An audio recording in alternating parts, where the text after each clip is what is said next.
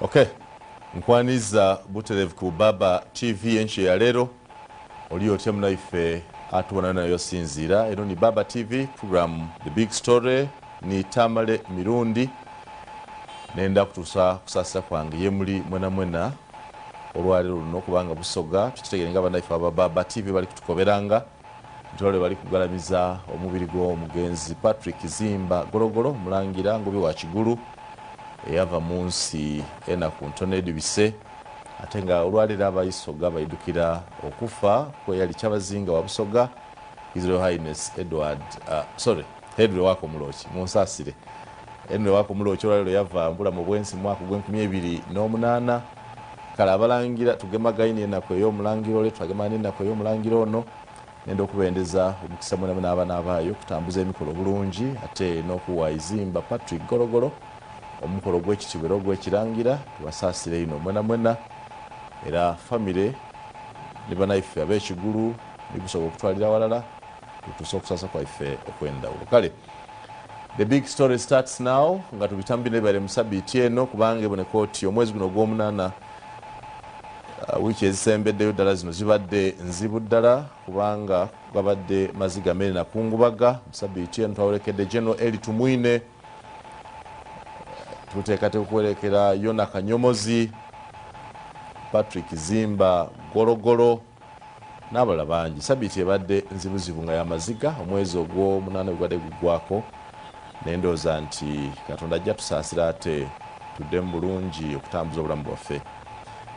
Njala okubebaza mwenna abatulaba naye gye musinziira abalaba Big Story ku Baba TV ne ku mikutu gyaffe gyonna egya YouTube, Facebook ne wala yonna gye tutambula live ate ne comments zammwe abaana ba TikTok kye mutukola kale mbalaba naye kale mwebale kukola byonna byammwe ffe tubawa munyumirwe buli kye mwagala okukola kiba gye muli mukole nga bwe mwagala. Nze Simon Muyanga lutaani olwaleero ni Joseph Tamale Mirundi mutano wa Yohana Mirundi Mole Namatovu okutambuza nateyo olwaleero ebintu bingi biri mu ggwanga lyaffe. Sabiti eno gavumenti ngedde okunyikiza enteekateeka yaayo ey'okusuubiza nti ensimbi ezasuubizibwa okuweebwa abantu ku buli mulukeza parish development model zaakubatuukako. Gavumenti ega nti enjogera nega nti sente ezo teziriyo nkyamu ensimbi weeziri wabula zijja kutwalibwayo mu phases mpola ate era gavumenti yongedde okunyikiza enteekateeka y'okusomesa abateeka okuvuganyizibwa mu nsimbi zino saako okukwata abalyake abazanyisa ensimbi zino. Ndowooza tugenze okumalako sabiti eno. I think around 5-8 people have been arrested across the country, some from Chitugumu and others from Western Uganda, for the abusing the funds meant to benefit the locals mu nkola ya parish development model. Parish development model ekyatambuzibwa mpola obuzibu buli kwe kutegeera egenda kuyamba etya bannayuganda. Buli muntu alina gyagitegeeramu. Waliwo ba economists abatagikiririzaamu abula tesobola kukola. Where do you put your money? Do you give money to everyone to do something little? Do you give money to one person to have so that the multiplier effects of his businesses benefit other people? Or do you support people to accumulate their own capital and be able to give themselves money? Our Professor Ogenga Latigo yendoza yaliega nti no, empower communities to do their own works so that you support what they have already started doing. To the contrary, other people think no, that's not the way. Let everybody get little, invest in what they can do and help them get better.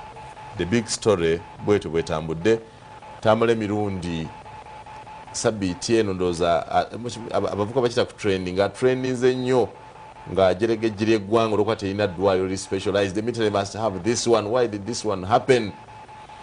And people asking Tamale Mirundi tamanyi nti gavumenti ebadde n'ebyokukolako bingi. Twandisoose eddwaliro ly'abannamanye nga tunazimba amalwaliro gaffe. Twandisoose eddwaliro ly'abannamanye nga tunazimba biro ly'amasannyalaze. Twandisoose eddwaliro nga abantu bakyali mu bwavu. So gavumenti ega nti byonna tubimanyira birungi naye tugenda step by step. Joseph Tamale Mirundi joins me now.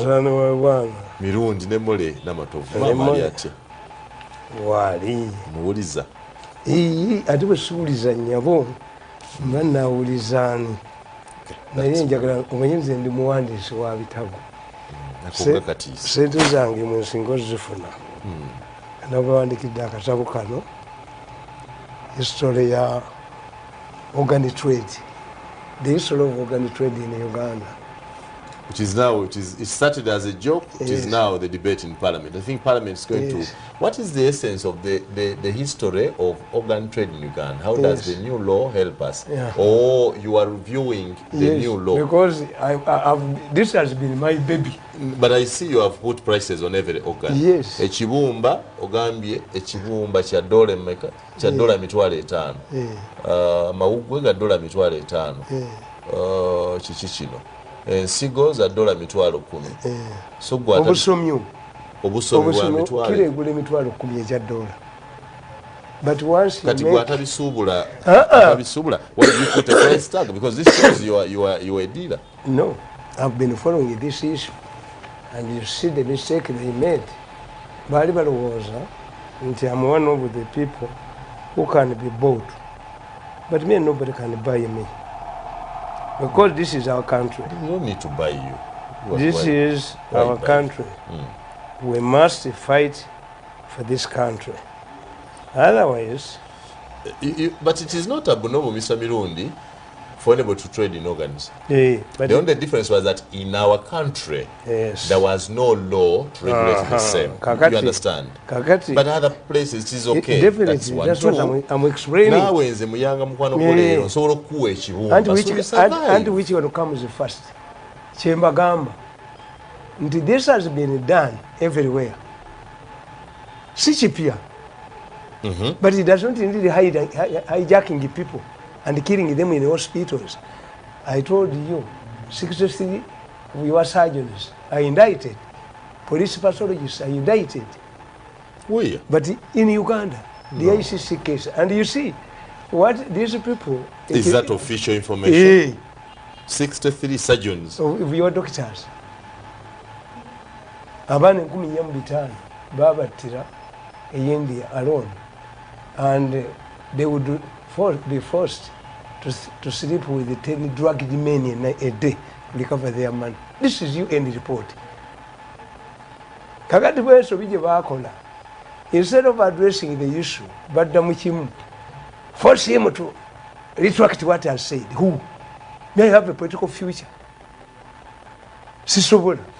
They actually don't tell you to retract. They tell you to bring evidence. For example, now you have quoted the UN report. If indeed the UN report says that, is here. With you. That's okay. The UN report is here. If you say 63 surgeons are indicted, in fact, and it is true, the case is reaching its conclusion. On the 2nd September, some people have to go. Which is tomorrow? They are divided into 2 groups.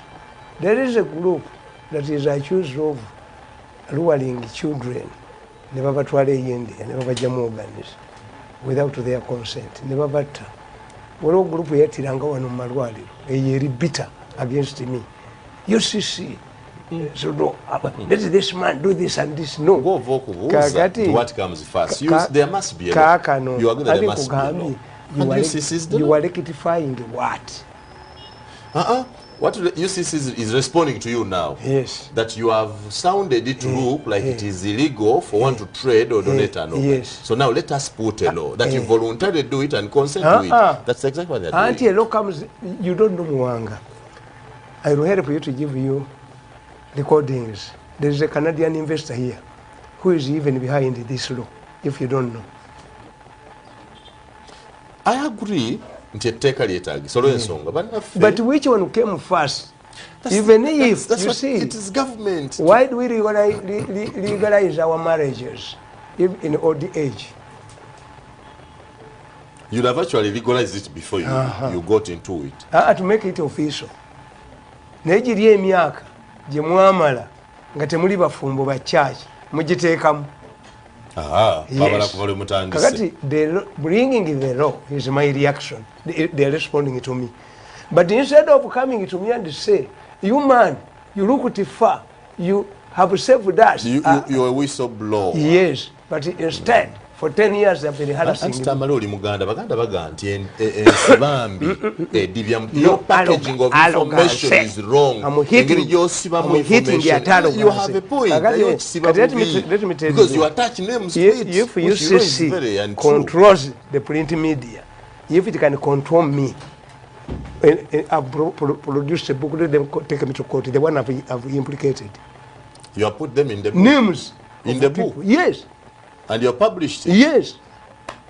I'm ready for battle, even in the courts of law. Because rectifying, a law is not retrogressive. A law cannot cover you. These are criminals. You know, Mirundi, it is good also. I know that you have facts, but it's also good to live a peaceful life. That you don't have trouble with everybody. You see, I have a large following. Wait. Let me tell you. You have injured everyone. Do you know why people supported Museveni? Look what Museveni is earlier performance.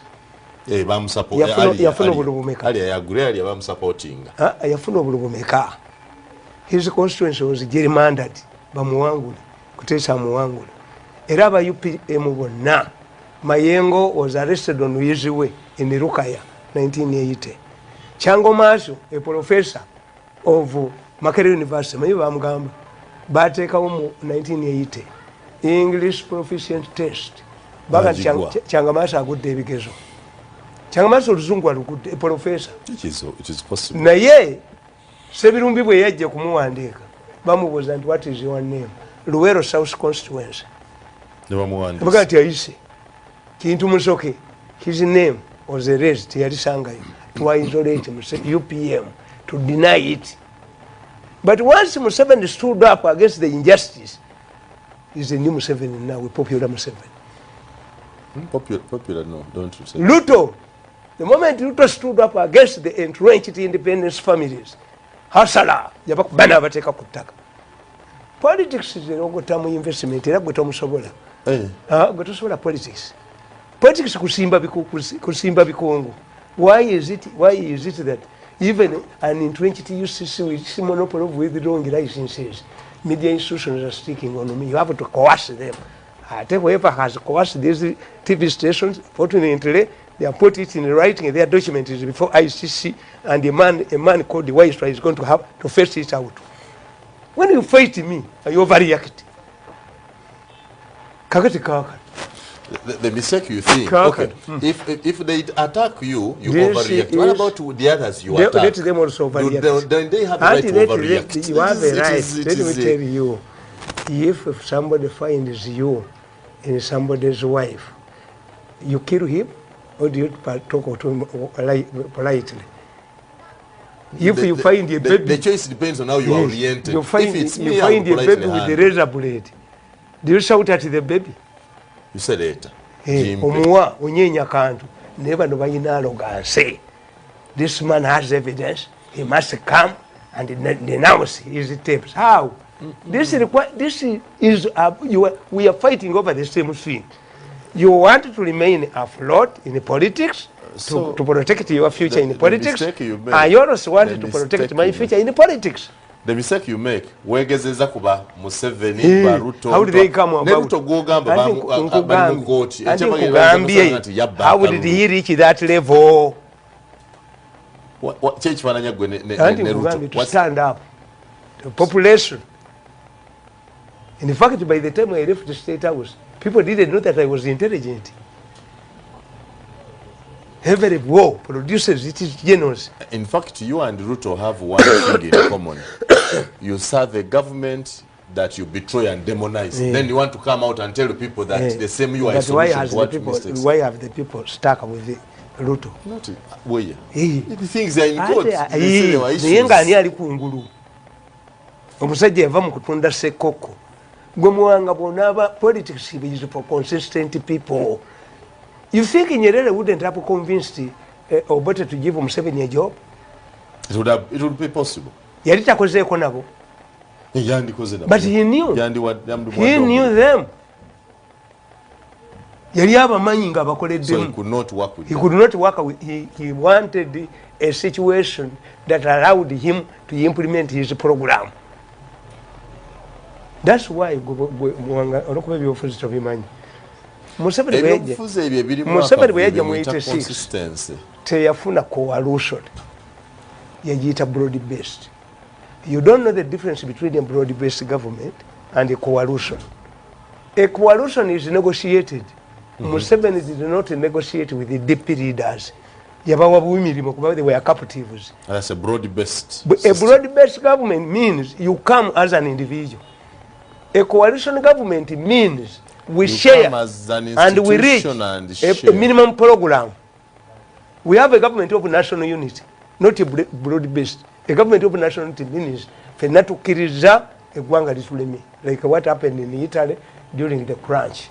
Tibaleta Napoleon 95 year or the professor nabatereza economy naddayo, but Scone had to go. Kati febyo nati batu bimanyi. Muwanga josome introduction to political science ogulewo butabo. No, bwembanga mwabaga nti mwasoma political science, you behave the way you do. There is no reason I should go for political science because you are not admirable anyway. Yagenda mu government for moralistic reasons. Nachifiiramu. Samongere tinafata his legacy stands on. But gundi yamukwatiramu. Do you believe nti Semogere singati yagenda mu government y'Obot yafuna mochi? Abajamani bamulimba nti you see no for morality part and peace. Semogere yagwa. Museveni yabigaana byonna nga n'obululu babba si bubwe. In 5 years Semogere yali tani boy ku ya mubuza bulijjo yaga nti yagenda ko babba bululu bwa DP nole tabadizanga babba so yataasa omunyago n'agulya. Imagine agomba bajibe obubi bwe yasula omunyago ate yagula mufejo kudiza kati bakuristayo send yali adiza abanyini kintu nzekasoma nanga asoma ajana ngamba nti dadi omwana yankubidde ku ssomero nange muyigiriza kuba muliiso egbono danga banaku nga bakuba nemukube muliiso nti ate nkati kolere ki nkukyuse kati Museveni addire po bagiwe Semogere bagimubbeko ogwokubiri. I don't think you have many children because you're bad parents. Many. Omwana bwagga nti dadi bankubye ku ssomero mugani nti olulala bwebakubanga ogambanga omusomesa because the institution is there. Kankubuulire genda obuuze miyengo metron yabonyabonya omwana wange simaitagala kitaawo oli musiru nga kitaawo nakwata buloka 99 ngenda ku ssomero mwasa omutwe yasigalawo abaana ne bandikira yalinga parent of the year nabasolovingira puzzle bagasinga abasomesa abazadde bonna bakambwe nga gwe omukazi oyo yatubonyabonyeze nkuwe miliyoni 2 n'ekitundu ng'obonyabonya omwana amoze satoya amukola ate mukazi wange yabagamba nti omusajja odereva yakubira mukazi wange essimu namugamba nti atadde mu buloka 99 nemuyina gye muzimba titewali ate angambye ne banneetolooza bwe bati ne bakuba essimu ewa miyingo ku ssomero nasanga bukabangaliza policies nenkwata 99 nenyingira mu staff room mukube mwaso omutwe yaddamu okubanyabonya omwana wange si gye basomedde bonna. Solozo yo mwana gwe wataasa ne 99 ne bloga 99 ye bw'anaakula mu nsi agenda kubaaki. What type of child are you going to produce? Ate oyo omukazi kati omwana wo kye wamulaga bebo nti bw'aba muwala bwe muwasa oluba omugamba kasula block kujja kuba 99. Yanze okuba omwana wange n'emmotoka yange mu Miransozi esula mu full tank gumuwala bwange ankubira essimu nti omukuba olabe nzija n'ensuuluulu ne taekwondo tukubagana n'omuku okubira ki Mirundi bata my wives kati kyoba okola zimbe ennyumba lebalaba bajja kusigala awe bali ate babaagala nnyo tesobola kugenda n'abawala ba kitaabwe asula 99 akuba taekwondo nakugamba ng'okuba omuko nakugamba byobadde oyogerako wano nakugamba nti bw'obanga oyagala okutegeera omuntu kyenali nkubulya mu katabo muno. What is your obsession with Museveni? This is my best book. Every week you learn something about Museveni. No. Is Museveni a topic? Nina problemu ya gundi eyo esi badokita bangane n'okukavalinga gundi zange bwemba mugitaddeko enkoloza kabagijjeko kakati nakuganda byobadde n'ekikoza ki SEO koyinza okuba gyoyisa ebyenfuufu ate tulaba ekigere kino omuntu yandonetingira engatto negira mu stocks zaayo nendowooza n'endala zikolamu engatto ya contract nze ekigere n'ekikwatira mu nasa z'ensale kakati bamanufacturers bwe batuuse nti oyina okukola engatto yajjiddemu stocks zaayo era mpulidde musenero ng'agamba timugenze mu satellite business Nigeria yakwata bilioni zayo 10 negenda mu satellite business engato yeru omalya kola ko yenga kiri kigundi ne kibulirayo ki satellite bali bakirokinga ne kibula ne bagamba is it recovery bunti nedda mulete ndala mwayingidde mu business ya satellite nenze ndaba kigere sirabanga atenga batu atena yambadde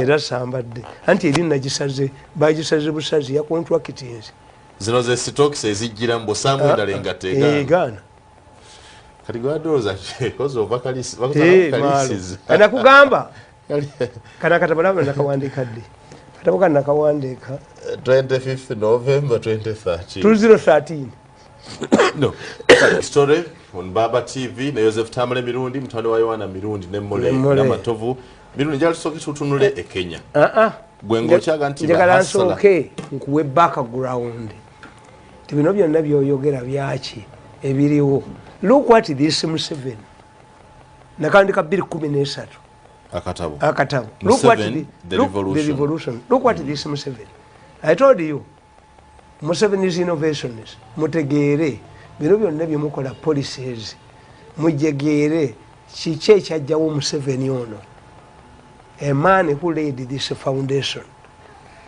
are we having the same situation kubanga you must look what went wrong tesomero lyali performing obulungi lwakiri good you must understand Museveni mutegera bwenti nti ebintu byebisinga bya trial ne tugeza kino trial person te Museveni try everything perfect tuina gwe tuyita politician tuina gwe tuyita statesman tuina gwe tuyita revolutionary where does Museveni belong is a revolutionary and a statesman when I'm judging him revolutionary and statesman a revolutionary changes society revolutionary omuntu kasaga nti revolutionary kitegeeza taba na bisanja mandate ye ujja gwanga ku point emu kulituusa ku ttala when the man tells you I'm a revolutionary in 86 so how much time does it take to do that anti ye tabeera na time limit amala kutereeza gwanga ndikati bali tayalinga ba generals. This is the first time Ugandans are seeing an organized retirement ceremony. Yes. So that's okay. Yes. That I agree. Yes. Kakati, but generals, disgruntled generals retiring. You think they are happy? You were seeing generals in the past, Kambabuli mu 86. We are 87. You are changing Salim Salina Mujaku command. People flocked to banks to withdraw their money. Boito Joko Yararira. Kumuseveni yani alalidde. Because you did not study him. Now which over to take Sejusa yagala okulalira mwambule message. Anti military ali ejeno oyine bebanga lyolitayalingirako. But why do you nuns take vows in the Catholic Church? Police don't. Wechintu oyingira mu church. Walabe ko ngane signing agreement in the media institution yonna. I came with my head, I live with my head. Kuba manyi implications. Government invested in you to be a general. Nebakutekamu sente zaabwe. Bakutekamu sente zaabwe enkyogende. Ate bate bankozesa. Bale mwampa ko in Kenya the law is clear. In Kenya once you remain on one rank for 3 years, the army doesn't need you, you retire. This is a professional army. Kati a statesman ye akola ebintu for harmony. You create harmony.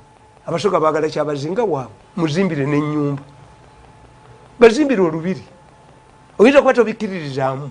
But if it creates harmony, a statesman does it. Ebya federal, are they practical or not practical? Nzijemu ebiri practical n'embibawa. So ekibakolera kyobawa. Ate baga nti tuyamba ogende tulinga abakoye mu harmony genda ojja kutabula ebintu. Umula kochi yajjamu omuntu. A person who wants to remove Museveni must be a member of NRM. Ngata agenda ne mu delegates conference. Blacks, we want a pope. A black pope. But we don't decide what happens in the enclave. Then statesman goyogedde ka abamu. Politicians statesman inga kiri mu nkola yo to give people what brings harmony. Naye nga baga nti please retire, you keep changing things. And harmony you know kubanga goli mu power to consolidate power. in politics. Get power or grab power, consolidate it, retain it, borrow control. Grab is not a provision. I think Uganda amajega jana wamba. Museveni ate power wa Mulonda. Walonda Museveni mu 86. He grabbed the power. Yes. He overthrew a legitimate government. Yes. A successful revolution is illegal. Era Museveni amaze okujjako government illegal. Ato abalamuzi bamulayiza. A successful politics prevails over law. Kakati politician yebesi. They actually swore in a rebel leader. Politics kakati ono politician yebesi. A politician is obsessed by winning the next election. Era tubawulamu ebika. Twina gwe tuyita niching opponent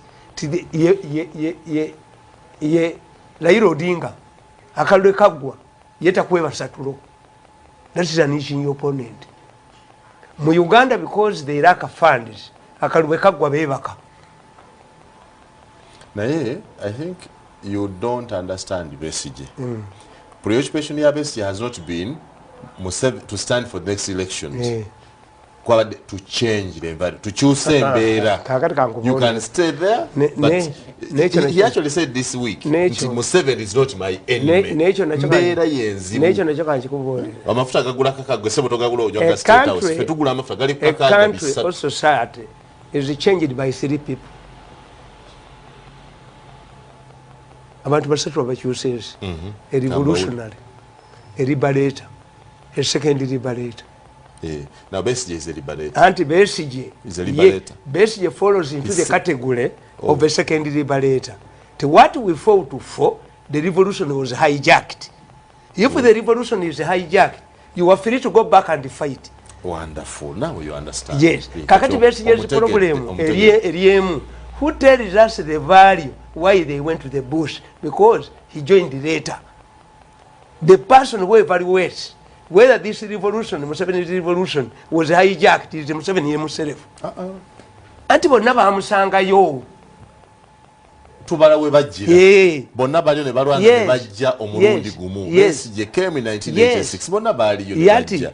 Kati no Tamale, you know what you're doing? Mutandise okusangula amazima ga history yaffe. Oli yagambye nti Ensasage yali kuba by accident. Anti kyenkubulira. After celebrating the man for these many years.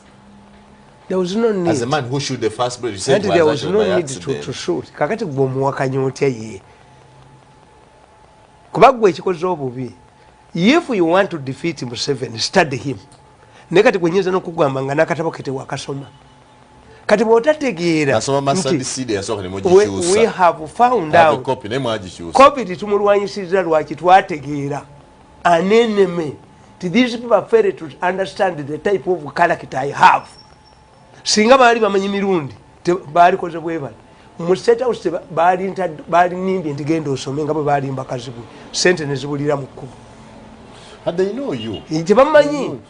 Tebali wesinze myaka 10 nga bali wanyisa omuntu. Omanya amanya ge bakuyita gwe boyita omukukunavu. Yes. Bo bali baga that madman. Bambuza muyanga how to survive the madman. Ekyo tukikola, ekyo tukiyita mu propaganda tukiyita name calling or baptism. Museveni mwamuvuma ameka. Moi yalina omukazi Professor Wangari Maathai, the mad woman of Kenya, nenga ina Nobel Prize for protecting the environment. This is no me calling in propaganda tuchimanyi. You baptize. Do you feel comfortable? Do you feel comfortable ngo tudde n'omulalo? Anti bakuyita shenga. Gwompitani. Gwompitani. Anti banga babuza omusajja yanywaki ekyo si issue. The issue is mukomi wana omutamivu wamwe oli kyakubuuza naniki names tezidiverting omuwala aganya abasajja ku kyalo baga kiriko emizimu kiriko emisambwa. We don't succumb to them calling. We look at society. Hitler was elected by parliament. He was dismissed by everybody as a dictator. Hitler bamugoba mu ssomero ne bamugoba mu magye nga tamanyi kwesimba ayina ebbango.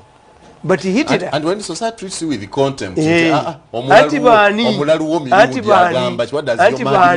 nabo babayita balalu batemu n'emirundi tattanga muntu kumujja mu organize for sale.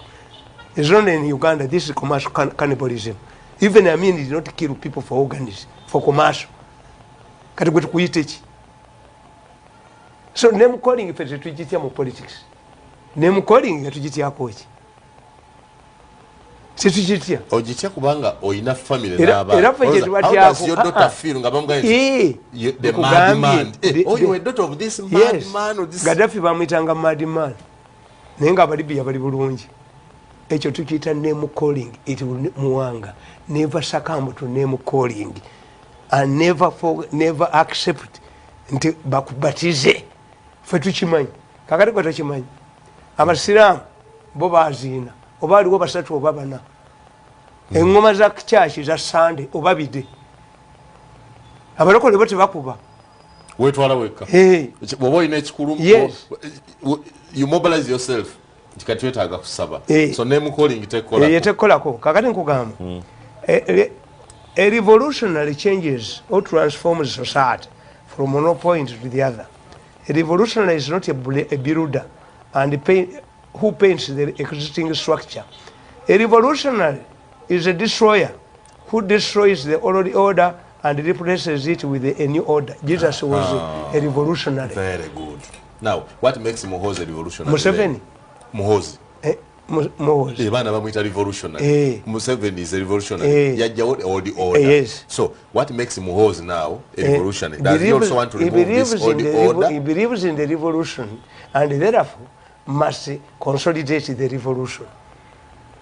To consolidate the revolution, you must understand it. So you also revolutionary. Ndikakati gwe tunuulira nti obwakibisopo bwa Uganda obwa Kampala babuwadde Ssemwogere siziwa. Bishop Ziwa ye chairman of the Episcopal Conference. Wale byavaamu. Did you see him protesting? He knows it. No. A black man, Cardinal Wamala kati ali beyond 85. Once you clock 85, toyingira mu enclave. If a black cardinal enters the enclave to choose the next pope, why? Whoever enters the enclave must be in a position to maintain the values of the Catholic Church, irrespective of color. So to protect the revolution, the existing revolution, you must have a revolution.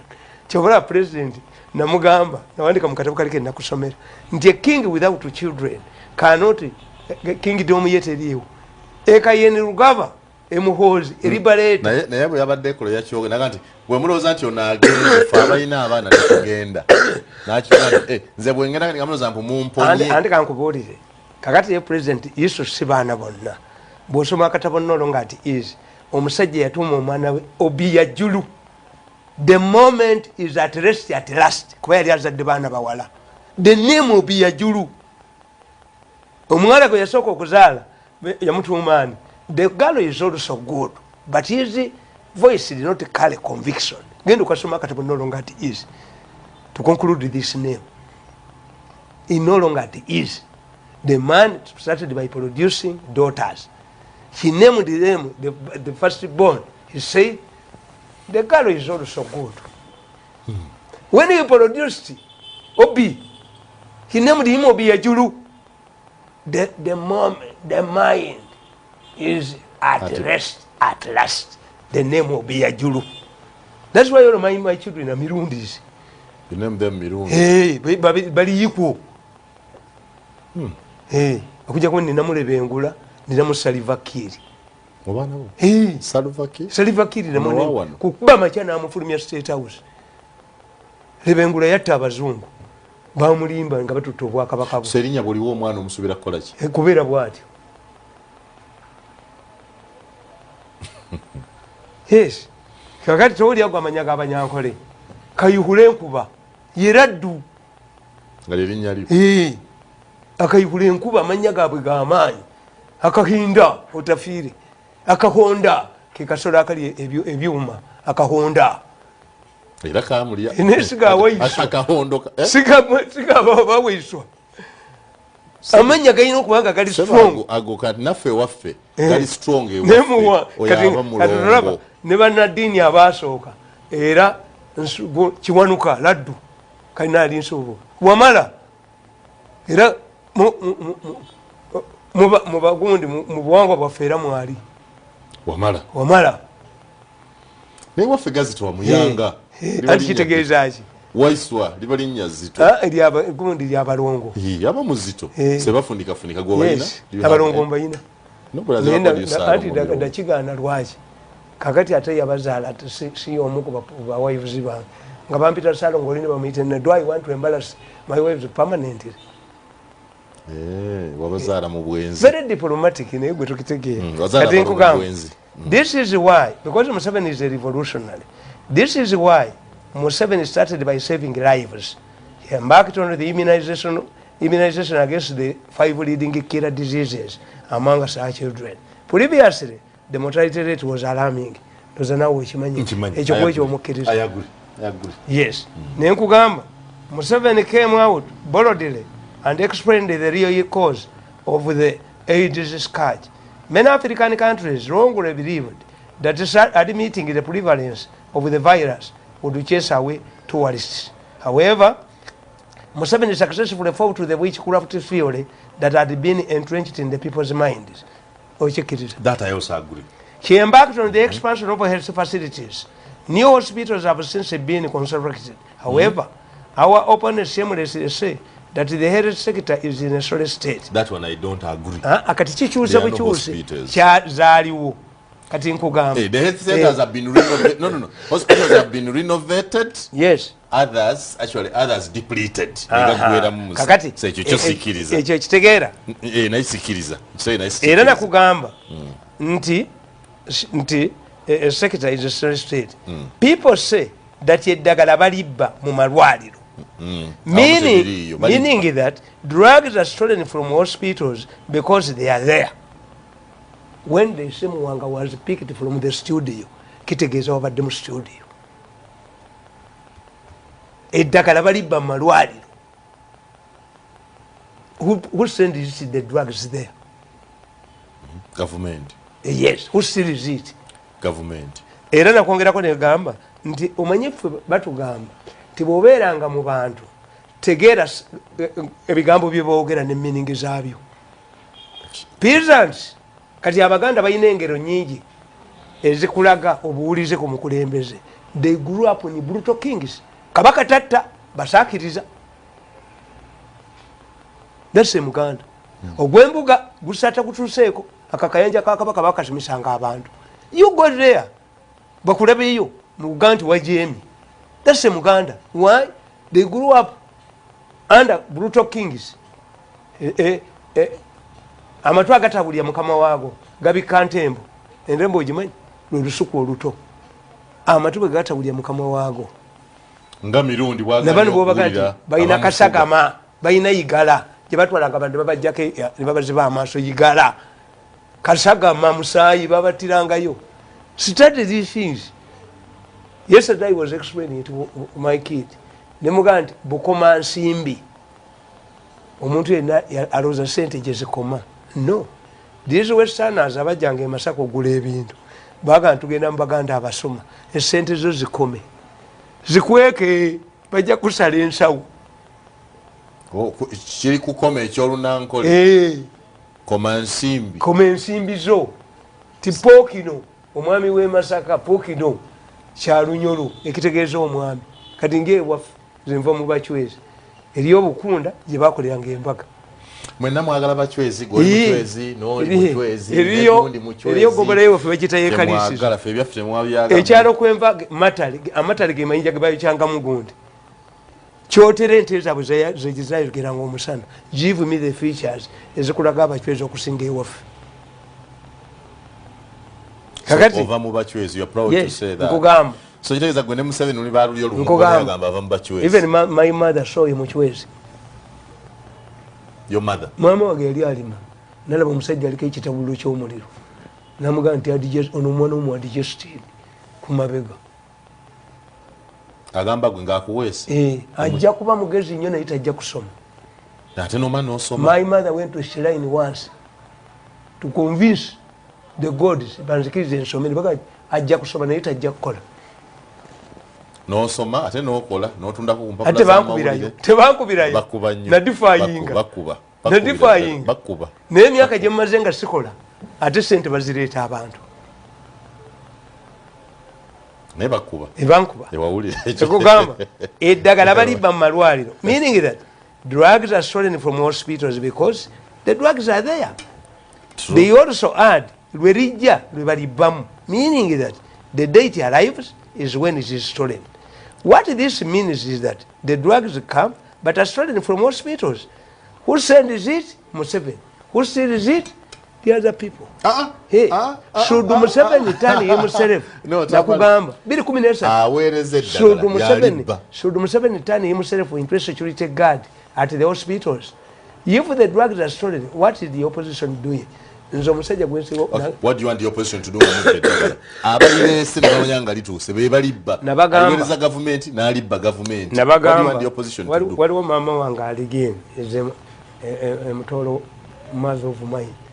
When Narwala yandeetera amasoti asatu era ndeetera nnyo obuntu buno mu dazini naye kati saayambadde ati eddagala balibba is it a debate ani alibbamu government. If you ask those MPs who has ever visited the hospital, Museveni yagamba permanent secretary bamuyita nannono mark my drugs government of Uganda omukazi yaganda nemuga gwe oli musiru singa obadde mubbi nga nze the cost of labor drugs was how much money do you lose?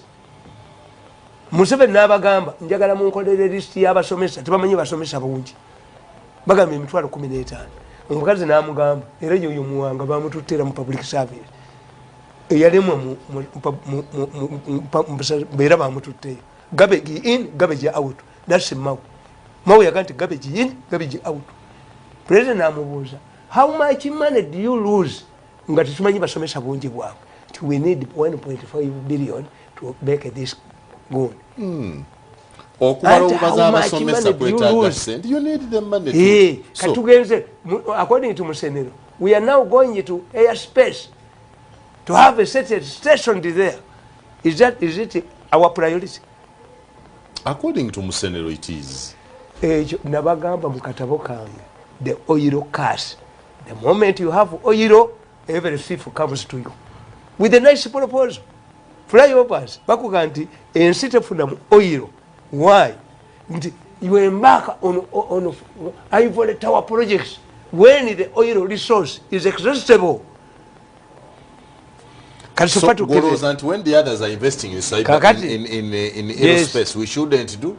We shouldn't be. Waliwo ennyonyi bayita gold B20 a conversion bagikonversion egula ndoza billion as an American net ezina does it need to have America bwe yalandinga ekizungizo ku mwezi the Europeans bakola gold Concord bemanyi tikite tukisobola mu Europe muri batono. This is a huge country. If I were you, this is what I would do. I would love President Museveni, love his government, talk about his achievements and all his positives, but be able to identify his weaknesses and roles so that we help him to correct them and have a clear ye yajja nakuba pulani ekizimbe mumu mkyonoonye builders. Yes, in fact I saw 2 days ago I was watching a meeting or your wife was at Manizim. I offered to give UCC my recordings. Nzibawe. Omusajja yagambi. Tinze kese yange. Si amanyi kubanga nze company na sindikanga labor. Abana bwe babakozesa bwe bali. If I hire a person to build a building, na kizimba bine kitaba tenants musibanze. Kale. The big story Kubaba TV buli lwakuna sawa 3:05 ne Joseph Tamale Mirundi mtani wa Yohana Mirundi n'amatovu kati njagala Museveni amaliriza embozi ya njagala Museveni tujja kusula njagala Museveni omuviireko okugamba why has Museveni kulokoti 30 years when nakawandikira nakugamba. Let me use 2 simple examples to illustrate my point. One, look at a student. Any student follows a particular course. You start in a nursery school, enter primary school, secondary school level, and university. At all levels, the same student goes through a different stage. 1986, Yoweri Museveni took power after 5 years swab. This is why his government was transitional. The government had to put the necessary structures. After this assignment, he competed with others in 96 for the presidency. He was emanated by his party. He competed and won. Yes. Kakati kitegeeza nti yazza achanginga. No Ugandan person, there is no leader in Uganda who will enjoy Museveni's chances. As them 86, now quarter government by force, and people accepted. Nasabe myaka inani jigwako. Bwe yasaba etano emirala. Only one person stormed out. Ziritwawula. He collected a joke and left alone. Okimanyi ekyo? When this government asked for an additional 4 years, 5 years, yasauka kusaba ena. It was only Ziritwawula who stormed out. In fact, if I want to be a good politician, I must be consistent. Did you say that? Yes. And if only the person you adore most has not been consistent. He is consistent. All. No. Did you believe? Anti yine ensonga. Yabagamba ensonga gye bakozesa. Anti ulira ensonga gye bakozesa nga beeyongezayo emyaka 5 tewali constitution. But they had come with the means. When the constitution came, yes. No, and new dispensation. Yes. Then you violate the new dispensation by saying Kakati, constitutionalism. A constitution is a working document. Constitution is not an anchor. It's not a Bible. It's not a Holy Quran. A constitution is amendable. We have entrenched provision in the constitution. So you hide your inconsistency in behind a constitution. And nakugamba nti a rape and a marriage, they use the same tools. One is illegal, another one is legal. Abrogating a constitution and amending a constitution, the two are different. Yebo mwali mujikola constitution. Did you entrench emyaka? Was emyaka or term limit? An entrenched provision. Why did he not ask or advise that please let us entrench this one? But he makes that signature. Mumu alikitaddemu nti eriyo divorce. Mutu kwekisera nga temuchayagalana. But okujjawo ekisanja it required two thirds majority. Ebirala biri entrenched. Political system entrenched. Why Museveni yabawangula ku olwo? And you call him consistent. Anti tamenye constitution has taken two thirds majority as in mu parliament kati. In Britain, they even have a snap election. When you judge the mood, ukaleta. Let me actually take you there. What have you? Are you satisfied in General Tumuine? No. You see, bwebamu obwa minister basanyuka. Bwebamu goba kuba minister basanyuka. Public, tujita Public Examination Board. Public Examination Board. Yes. How come nti barebo MPs bemuyita barebo MPs buli muteka okulonda bakomawo mbwateka mwana muvinga mu constituency na bamagezi naddukayo. What drives these people in Sereko? Mbwatekamu nono gundi omulala Barnabas tinkasimire. Why do they come back? Nti batuuka okubagoba mu party Kadaga n'abateerawo a no man's land which was maintained by the Supreme Court. They're on the ground. Lwaki bali bagwa bano ne bayita bansereko? Yet idea there will be an indisciplined lot. So Public Examination Board job believing lwaki beera hashing kubanga social media so hash ne buli kintu social media that kind of conduct is not Chiganda, it's traditional. Ekyo kirala abatamiivu babawa ssente ne babavuma ku lumbe ekiro kyonna temuziika kitamu afudde talina kyayina. This is mutamiivu yabyogera bana babavumira mu bulangiti baba tebasobola babuulira. okujja kati nze waffe mbakuba waffe tewawogganirwa nazikako kabuli omwana wange nembagamba mugende mpita abasibe bagisime mwezze muŋŋamba bya bulungi naye mundiddeko sente empitirivu nnyo mugiziike mugende oba tetuziika mukulu wange yagobako abantu ewaka nga batuvuma nabaga nti omulambo katukugalire mu geeti mutambule mugende gwe twayise yabasigalawo yabatuvuma tulina abaana nkaaga musajja omu ngaewange okolerawo effujjo tebanziika nze ndi wakuziikibwa nga nyimiridde kabuli yange entono ng'ompoganira kakati mukitegeere nti mwinayo gye bayita public examination board yo yatudde neramula according to values nti kati abatamiivu abavuma abantu mu byalo bali ku social media tobalaba anybody can be anybody on social media. This is a public examination board. Nabagambye does it have any value? If these people ngati balina mugaso public examination board, what prevented government to take the body to parliament?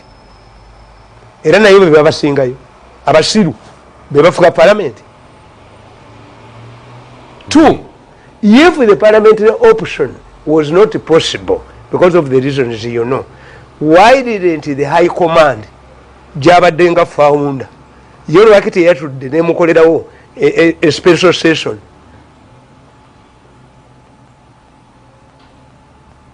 Hey, kubaka kati muwanga singa eroko police agatajja kusabira bakuzika ngambidde he walks away.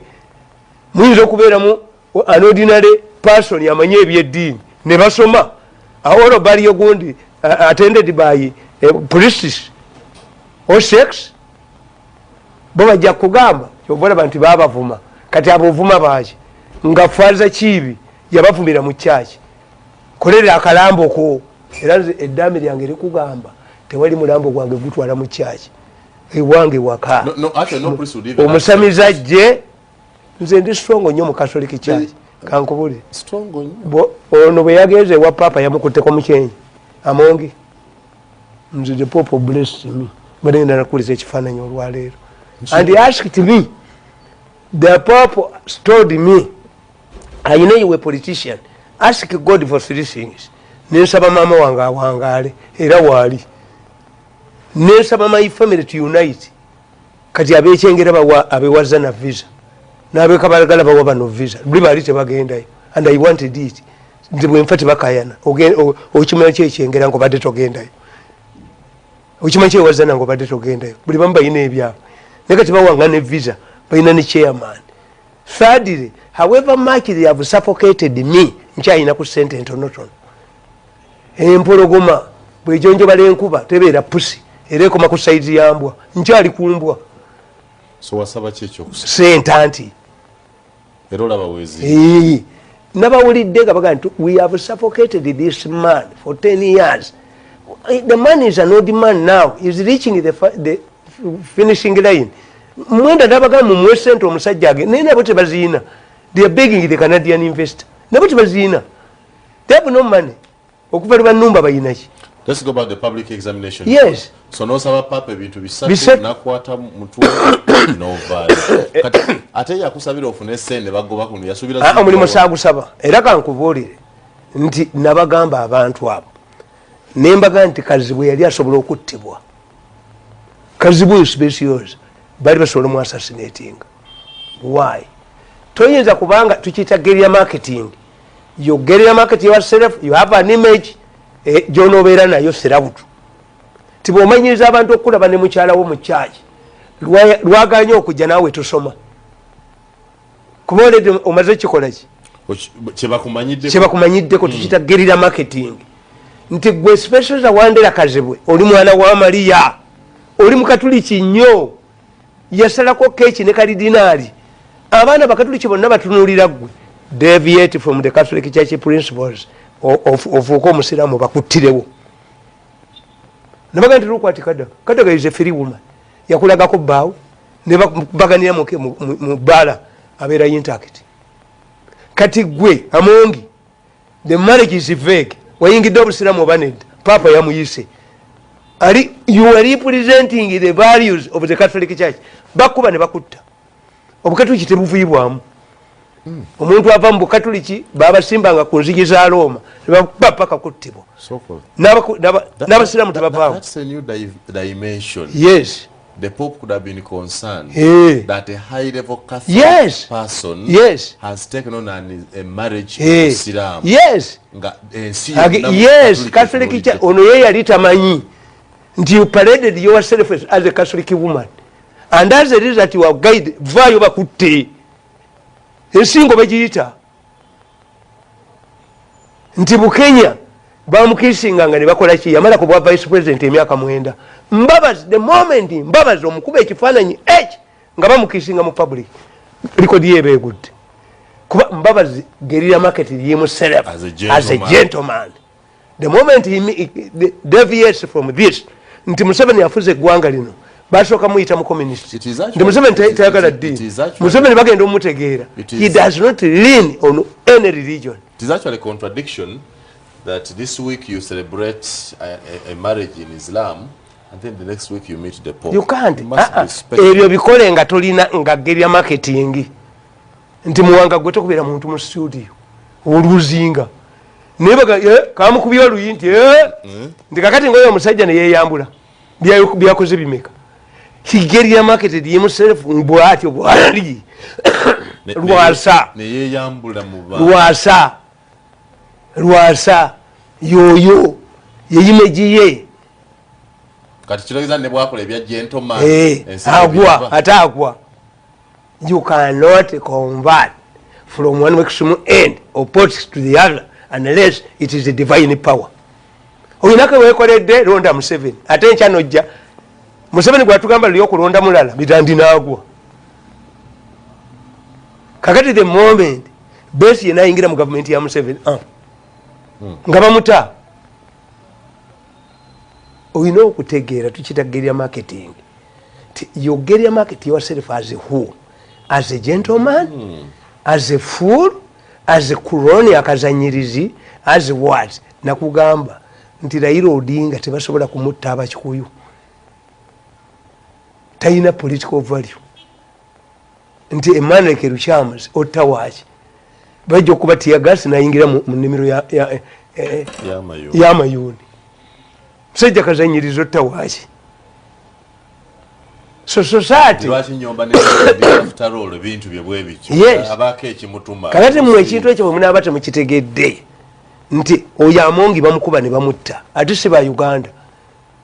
Gundi Queen yayita Diana namugamba nti mwana wange kubanga Diana yafumbira omusajja yawase omusajja Alifayet mutandi wa Alifayet musajja mukagganye e Bungereza bawana bano abava wano citizenship bamuma citizenship e Bungereza naye wono Diana batabani bo be bali mu layini y'obwakabaka. The head of the Anglican Church ye Queen nga oyina muganda wo Musiraamu zindu zitemuziraba. Queen yayita Diana namugamba nti munnange obwakabaka buno bwozanyiramu obulaba kuba Bungereza yasigaza bwakabaka Premier League ekkanisa bagikubye eyina ebintu ebyo ne paundi yaabwe tebalina birala kati obwakabaka buzanyireko bakwasi. Queen yagamba Diana nti mwana wange obwakabaka buno bulimu ababwagala besifuga. I can criticize Mengo but I cannot attack the kabaka directly. You also know it. Yes. Naye today however abatuba kuba katikira akubwa katikira mu Buganda kalicha katikira akubwa but we protect the king. Ne bwakole abalangira baba abo abagezi oyo afananye jjajja we gundi tembo baganda protect their king. Takola nsobi you must justify nsobi jakoze. Batugamba nti Queen bwayogera olungereza olufu eba new vocabulary.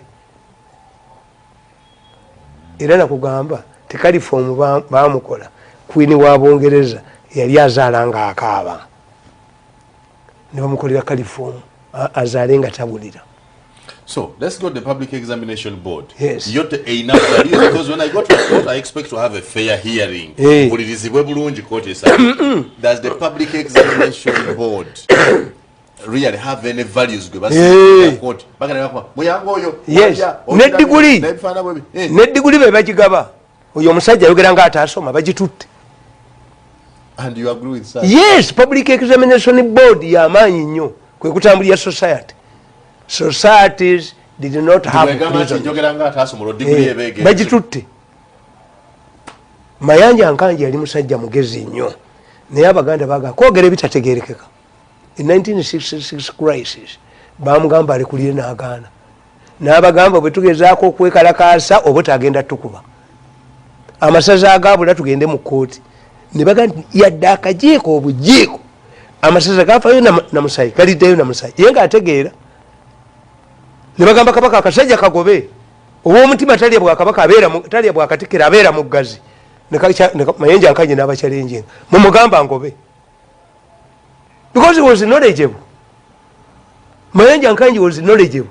Yagana okukkiriza ekyo ekiteeso lwasa Mayanja. Back in Saturday. Which means that the Public Examination Court or board is not always correct. Yes. Ate bababuuza ku Jesus ne Balaam bamuyita batya? Barnabas. Tujeekani public gundi yajjako ki? Kubanga Jesus ekyamukola obubi kugabula byannyanja kugabula n'agabula n'emigati ne bayoola.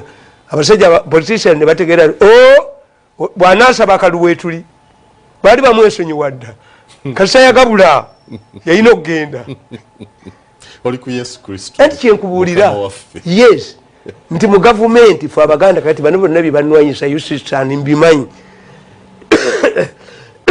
nti one, why is it that when they do these things babakozesa lwampaka coercion? Two, my soldiers are there. The government vehicle is there. So it is a contradiction. What will faction in the government? No. You now come right. It is actually a contradiction that a senior presidential advisor on media, Tamale Mirundi, a professional journalist, Tamale Mirundi, a former press secretary of the president, Tamale Mirundi, within a presented record, who is violates the minimum broadcasting no tukimanyi nti gwe togenda gwe tonywa nnyo agasajja gajja ngo otaddewo ekipayo ate nanywa gwani ebyo bye tunywa go wamanyiza gizeewo njiyiwe. You cannot take advantage of this to take away my liberties. That's your argument. That's my argument. Omutamiivu ajja tuwoganire. Omutamiivu oba awogana mumuwe ssente abaviire kuba abatamiivu banne bamuyisa abanyi bawalagi birawo embooko. Lwaki nkuwa wazinteresa kubanga ekyo tukiyita precedent. Don't take advantage. This is a gentleman. Go wamanyiza so bamanyina okulya emmere ne baleka nga bakusonzeeko.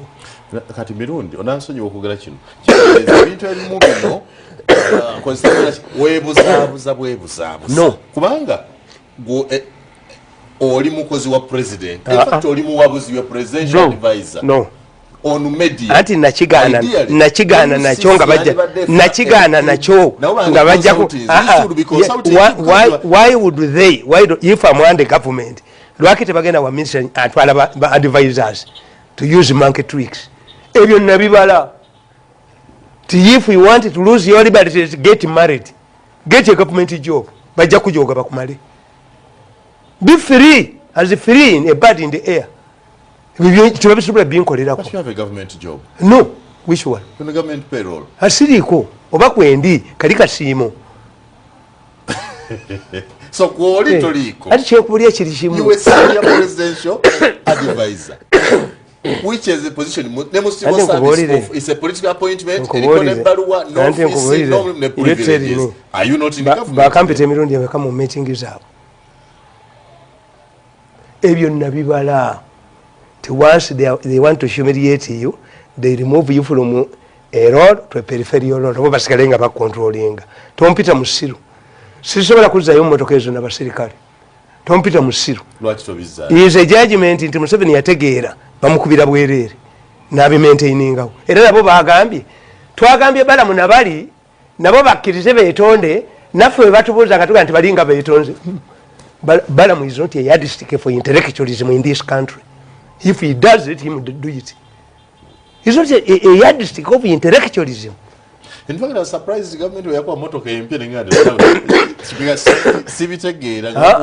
ate gwe kankusomesa ebyobufuzi olwaleero osobola okuba n'omukazi alina empeta yabba. When a woman, yes, once you say woman killing the husband's name, aba kyamwagala. Bw'aba akyalina empeta yabba, I divided this government. There is Museveni as an individual, nabano abayina bye bakweka. But in the future, they have no future in this country. But the baba batirewa. Bintu izo bazazi. Zisize kudiringa nabano. They don't have a future. Politics is for allies. Te olinyamba kodi ndikusanga wagwe mu power. That's why I'm asking, what allies have you made in the future? That if a government changes today, who would work with you? Because you afende muhozi bwe yalonda bagenda ku organizinga ku mbaga gwe yakulonda. Amanya gali ameka nali namba mmeka. Abagenda okutegeka birthday bash. I think yalabanga I am beyond that. I am beyond that. Etakumanyi. Omuntu watulira. Omuntu watulira. Oyina owa member ku PTA ne yesomero. Akati ki reducing e ku level. Wakulya wali okudeka akakiiko k'embaga.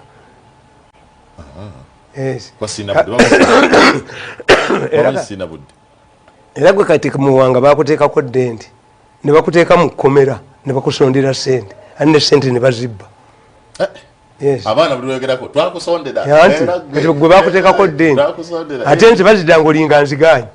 Nze mbaga no negotiations compensate me emyaka gye munnyonoonedde ngende ewaffe nkole offload me. President yabagamba omusajja oyo mugende mu banka mutekemu sente ze mumuyite bakwata nkwate. He must come on to kneel first. To kneel before you are a king. Let us battle it out. Tutuse mwaka ogw'ekkumi. Bango banga 16 September 2014. Myaka emeka. Era babizeemu celebrating anniversary. Babizeeko ku gundi. Why do you need to coerce media institutions? That is it shows you how formidable I am. Because you are using media institutions to fight your oyomu ku basirikale bange abankuuma bamujja masindi yasomesa target to tell you how some people value my life. Not value, to show you how unsafe you are because of the legal say you are unsafe. You need to be protected. Then you never sirikale. Ni never sirikale zabanku. Ate gwe ina value. Tolaba banka zolabako nga bazikuuma. Walabika essaba eririko omuserikale. Bintu eyo ne bajaasa. Ogenda kufa n'obusungu obwo. Omanyi obusungu obwo Tamale simanyi kyewandi zenna byenkuyizeemu. Anifonde gwe toyina kyongizeemu. Waningizeemu ekintu kimu. Emotional control. Ati bakankole. Obusungu nekyoba oyogera nga kirungi kyandira ne kyonooneka. Buli muntu alina kyayita value. My value is integrity. Anybody who tries to take out integrity, anybody who tries to get it, the biggest, let me tell you, Mohanga, the biggest asset a country has is goodwill. Never going to Lupapula Bokede, Barutandikamu 78, by Sekabembe, Ngamini, Awezimuno. Sekabembe started his newspaper. Never Bokede, Bargula, widow Sekabembe. Goodwill. The person, what you have is your personality. Personality. That you must protect. Yes, at all costs. If with a battle, if somebody captures your head, the next target is your battle to turn you into a woman. That's the battle beyond your head. Nemo in short-term strategies, but we sent with Nate Walichigula integrity. Now, integrity. This is what you have said. That the biggest asset you have is your integrity, which you must protect at all costs. How about the integrity of the other people? Anti kugambye bobe bayitandikira olutalo lwabwe. Ne bagamba nti bwe tumugoba mu State House, balagira newspapers zinkube bukedde emyezi 6. Their chairman say, we should destroy this man. And he goes back to his family and he wrote, I'm stinking in Kampala. I've been stinking for 10 years. Kubati mwampe escape route. Mumu atandika olutalo nga muyina emisango jamu. You wrote right. That's true. The truth is you wrote. Yes. How? Wavunda. I tell you how. Have you Kakati go let me tell you. Was sticking. What was so special about the State House job? See job. Tomatira. See job. Anti nakino nagano genda yo. Nakino nagano genda bujozi. Nabaga offload bi mu 7% ne bazikwa. He must come on the needle before. Mwe mbafuka miremwe. Mwe. You are joking. If after 10 years you have not realized tiono musajja mugumu, we are fighting over the political future of all of us. Namwe we have no future. Yes, you don't have a future. If you want to join in nannyhood, why do you become pregnant? It's not me. Organ parts flooded on the market. Libya, Uganda, Zambia. Tamale was arrested in Karachi. Mwali mutide mukomera. Akasiya bakaita mulani. Nebakasiba emyaka 5 ne fine ya mitwalo 5. ICC keina okulumiriza abantu bakajje ko gundi. Instead of addressing the issue, they are attacking me. President yatunulya nabaga nti ono musajja temusobola. Mukwate sente ze muzitwale mu bank. In the battle, of all of you work for me. Why is Mr. Museveni quiet about this? The way been fighting for 10 years. I look at Museveni. He's quiet. No, whenever Museveni loses money, awaye endala. Lwaki weba benzange teyaziwaayo. Yali agamba kube. Kuba naye baali bamwewaguddeko. And I'm saying this tejogoli genziri bagwamu. This organic case yakwatira abali bamujoga. Najja bawonna mu sente. Zonna teachers organization were your conduits. Nagenda mu revenue authority n'ateeka abasasuza omusolo. When you look at his appointment, anyigiriza bano. Ne bakola ensobi ne badda ku malayini muhoozi. When you are malayini muhoozi, ye musiru. Mawulire kyabira bamu mawulire. Muhoozi the avenger, how can the yes, avenger? Anti bali basiru. Tudenti ngono kubanga naffe twagala waliwo ekiseera lwotuuka nokkiriza nti obwa president bwobunemye. I think nze ndowooza my thinking that for the image of the president, your own image, get an appointment, meet the president, lay your case and ask him to help mediate or solve this. Tewali kumediatinga. The case is coming to an end.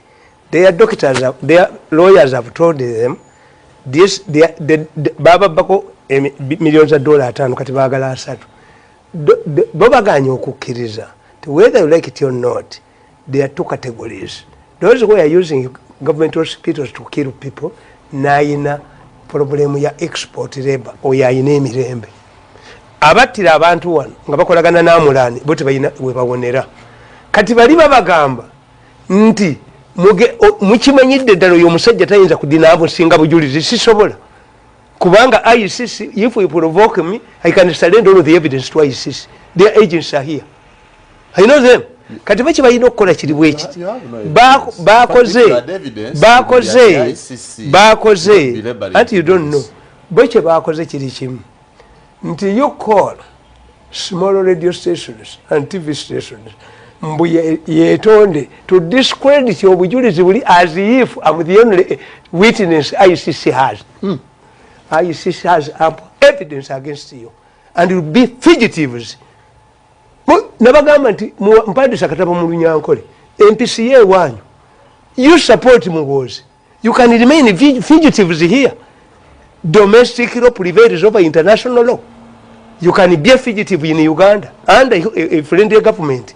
That's what you should do. Leave political ambitions, apologize to Museveni what you have done, and don't waste money with ICC. Let the ICC go with this case, they will fine you and move with this new bill. Is it a possibility that you are working for Mr. Museveni? Yes, wait here. Are you working for Mr. Museveni? We say, tufanaganya nze muwagira. Kubanka nkubuli. First of all, I know politics. What has Museveni done, which is not done by a modern leader?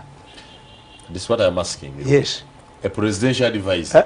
Ebyo government. Ebyo office. Let me tell you. Are you working for the president? A sensible man wouldn't like his former wife to move in tatters. Nsobola n'okugulira omukazi ennyama nga yanoba yagenda nemugulira n'engoye kuba abamulaba nti alina omwana wange mulumbe balaba ono.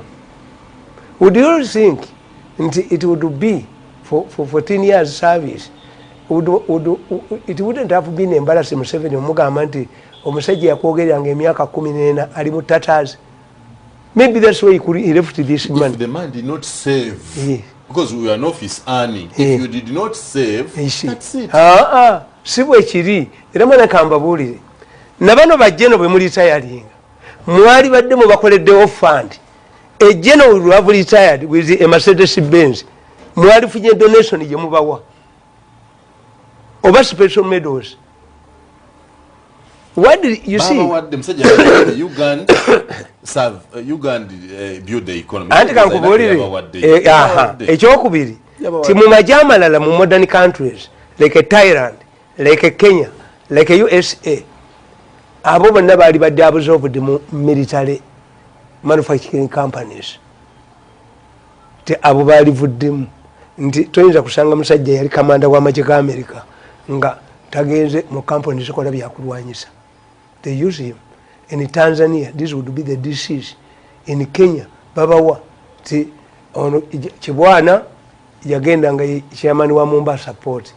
Waliwo omulala gundi ono brigadier gundi Major General ali eyali mu police kati yakulira post office general. They absorb them. He will absorb them. Ne president bwe yali baterawo dance bajiba. This would have been their retirement. In fact, let me tell you, if you want to govern Africa well, look what the colonialists. Abasajja b'abazungu babala kubanga problem tubakagiraba nakuga nti mu Busoga bagamba nti Abasoga baganya okutta emmese ne babaga nti buli mukira gwonna ogw'emmese tugugula.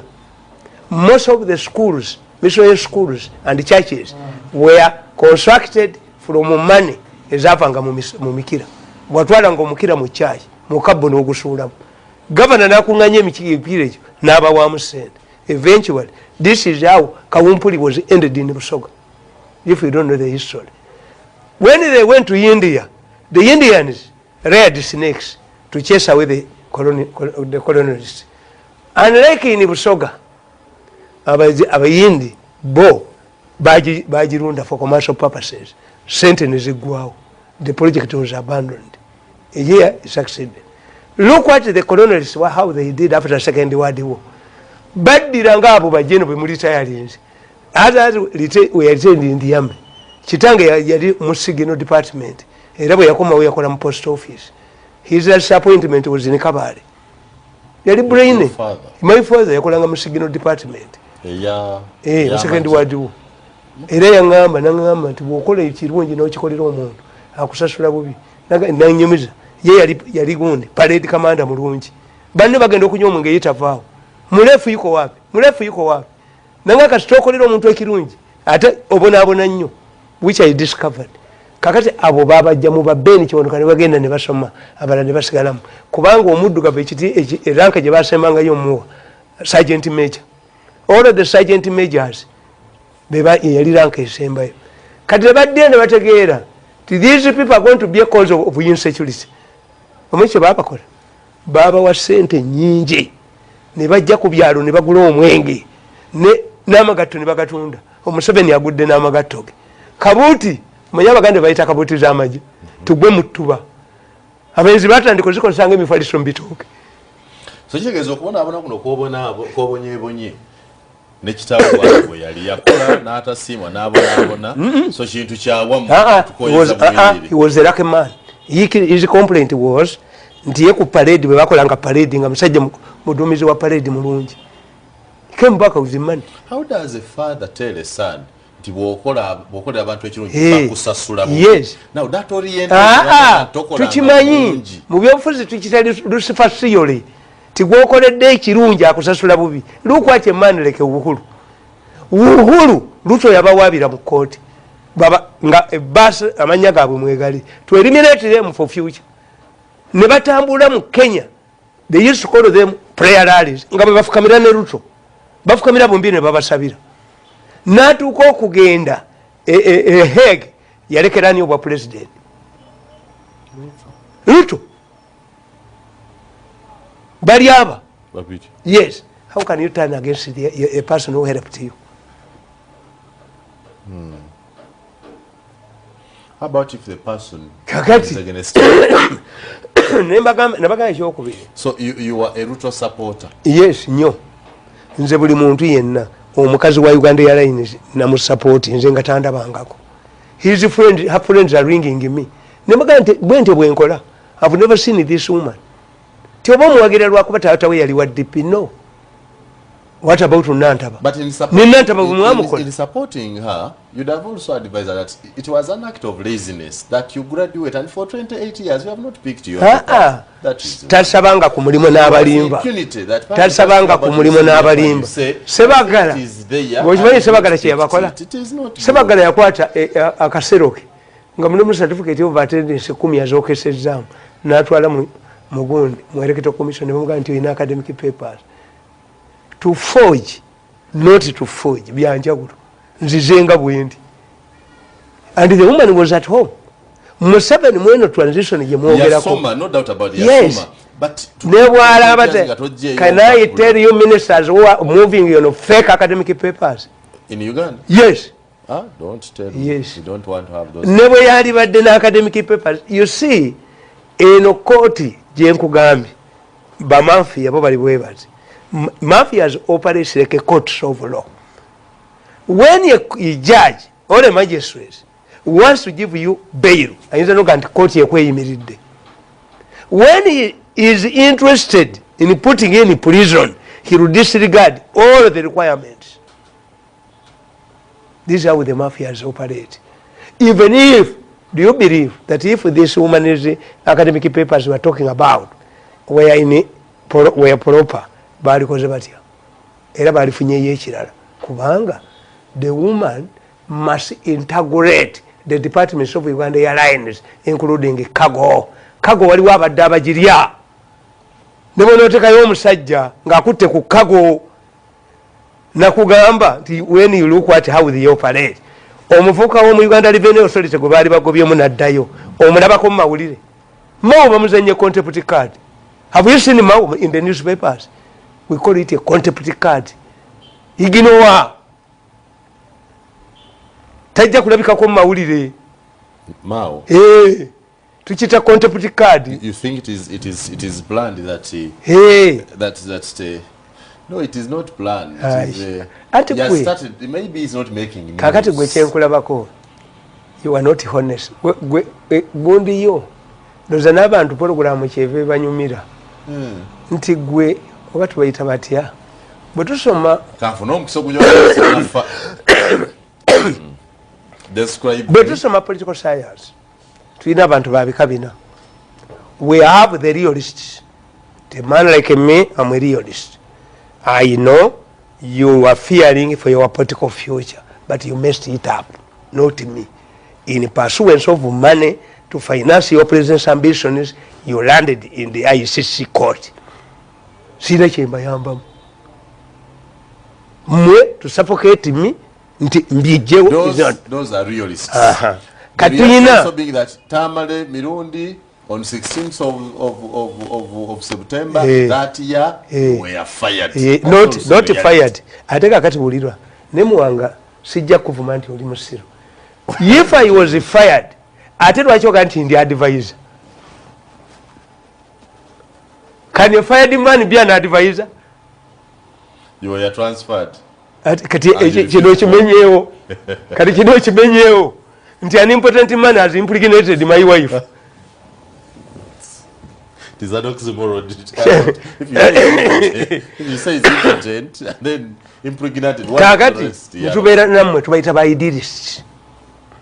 An idealist. And we are the best for society. Yes. That the ideal situation would be if you read, that Mirundi talks to the president. If you read the UN, after the League of Nations, America did not want what it wanted. That's why it financed the Second World War. The man, their president, who negotiated the creation of the League of Nations, Wilson, when he went back was killed, was religious. He didn't see that America wanted to become a superpower by destroying Europe. What's wrong with idealists? Kakati ante bwaba idealists mumanyi mulimu harmony. That there is a civilized way of handling grievances. Waliwo ekiseera endiga lweriteeka omutwe gwayo mukamwa k'empologoma. You are an idealist. Is that possible? Ebyammwe batwala bitwala anti mukye mulowooza. Yes, weekiri omusajja asobola okusula n'omukyala kondomu nga yabuze ne basula nga beetunulako buli omu ati okukwatibwa siriimu. That's the reality. Eyo empologoma etadde akamwa ka endiga naye waliwo kondomu tewali. Tubireke. That's the situation. Mwabali religious, you don't do this. Kakati ne tubeera n'abalala nakugamba nti mu political science tuyita mountain dwellers. A mountain dweller dwells near the mountain, but he does not see its apex. Those are people who are close to the leadership. Mirundi. Era tukiyita situation evaluation. Tulina kye tuyita situation evaluation. This man has evidence against us. How can we get this evidence? We know that man cannot come here. We know him. We have to squeeze the others. You squeeze them and you are now a target by ICC. Bajja kuyoolawo ojja kusasula banno nga baddusi gwe baleke to fight their battles. Why do you involve a government institution nga nayo njikubiramu kuba nze mwenyebwenye emyaka 10 family yange ebonyebwenye. What do I expect from you? Kati ennaku yo gyona akuba buli omu nkugamba gwe kkiriza nti you become a realist. This man cannot do this. So? Yes, mumuleke. But you are a realist who does not love reality. Tamale Mirundi will never be press secretary to the president again. That's a reality. You will never be. It's a reality. You will never be a press secretary to the president again. Reality number one. The money you lost, let me you will never get it. That's reality number two. Omusajja bamuyita Gund Ali Bhutto ali kulemesa Pakistan. Ame kamanda we nakwata power Zulu Haq tata we yali dokita emulago Amini n'abagoba n'agenda Pakistan. He joined the Pakistani army and became a president. Zulu Haq, General Zulu Haq yagamba nti ono Bhutto mukutte ne musiba bw'aba ayagala obulamu akkirize ansabe pardon. Bhutto yagaana and he was executed in public. What did he benefit? He lost his life. His family. Teyali fudde.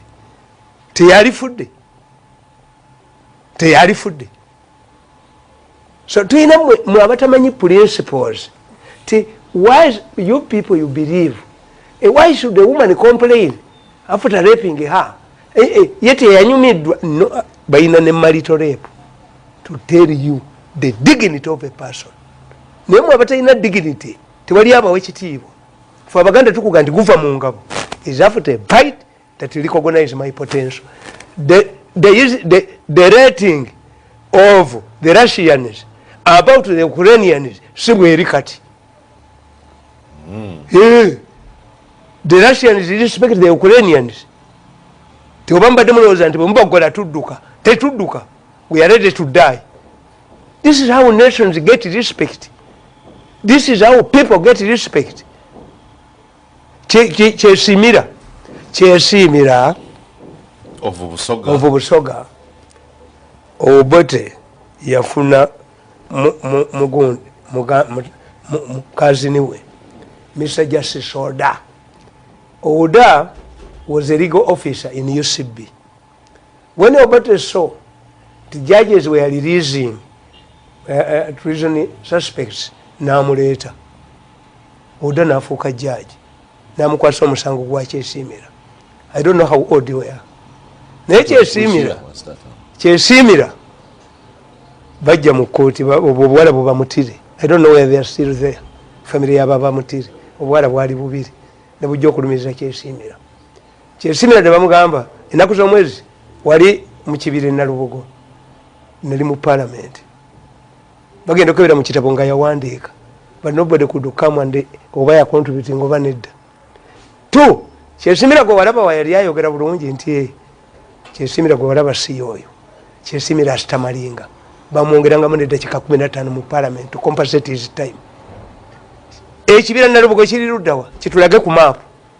Mulenga made a submission of 14 days, the longest in Uganda's history at the time. Ekibira kiriwa. A thicket, a forest are different and a bush. Nalubugo nga tekiriiko. You are talking about something which does not exist. Gundi kyesimira ne bambuuza yali ayogera mu Lungereza lwaki tamanyi Luganda ne baleeta academic papers za kyesimira nga mu Luganda yafuna distinction. Obote n'alemera ku kyesimira n'amuteeka ku detention order.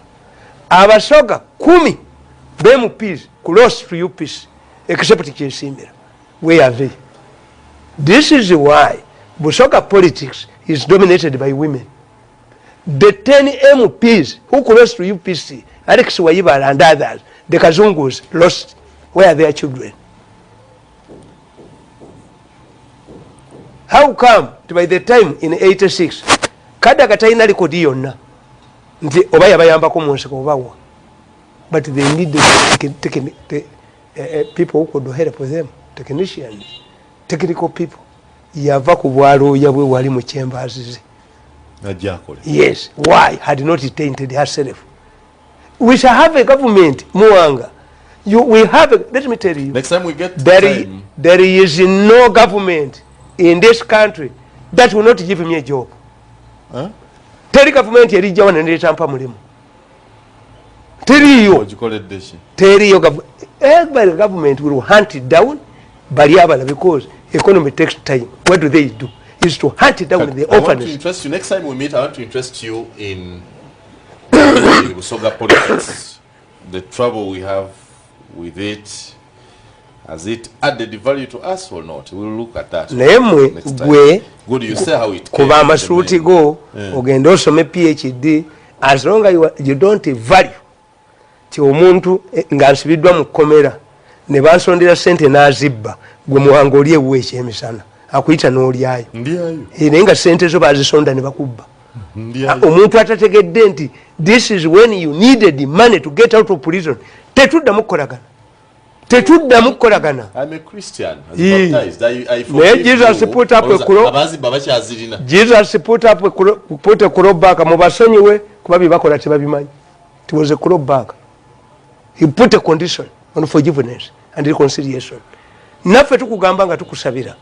Tukuziika tukusabira tukugamba. Omukama amulamuze kisa ku byamusobako. Okusoba means what you did not do deliberately.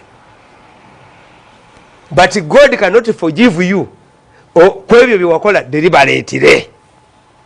Ebyakusobako lwaki bakozesa okusobya? Okusobya two ways, to rape oba to do something accidentally. Tukusabira kwebyo ebya eri tumwine kwebyo ebyamusobako. So byakusobya nga tategedde. Anybody can make a mistake. Byakusobya nga ategedde tubirekera. Anti nakugamba Shakespeare yakugamba the evils that men do live after them. Era singa osoma chapter kugenda akatabo kanonyi oluzungu lwako lukadde terutegerekeka. Naye mutani wa Caesar Antony yagamba nga bamulabye bino byemulwaniramu negundi ti ayinawo abamuwagira. Era ne mulumbe lwa Caesar bwe kyali Anthony yagamba nti come why to speak in Caesar's funeral, for Caesar was just and faithful to me. But Plutarch says he was ambitious. If it were so, as grievously answered it. Now kugamba nti when the poor have cried, Caesar has wept. Did this mean ambition? He brought abanaku bwe bakaaba ne Caesar yakaaba. Anti olwayogerera Caesar bali bamaze okugantumuserwa bwa nakyemalira. Anthony put up a defense. I've come here not to praise Caesar, because I know the evils that men do. But he went ahead. What did this man do? Julius Caesar? He brought captives back at Rome, whose ransoms the general coffers fill. Was this ambition? That back captives, Baba Sasurira sent, Caesar see Yaziria, Yaziteka mon national coffers. When Caesar has cried, when the people, the poor have cried, Caesar has always wept. Defending, sikukunama. The big story ends here. We bali kubeera naffe. Nemu egendereze nnyo public examination board. Wegenze public examination board ya Mirundi. Ana mwenjagala bebaza, njagala kwebaza management ezo ezirwanira freedom. Timwe musazeewo mulwanire freedom, oba license zibazitwala bazitwala, but I'm telling you, UCC is under a close monitoring by ICC. The accusation is big and unfounded, and I want to disassociate from it. Whoever attacks me will find himself somewhere. One who does.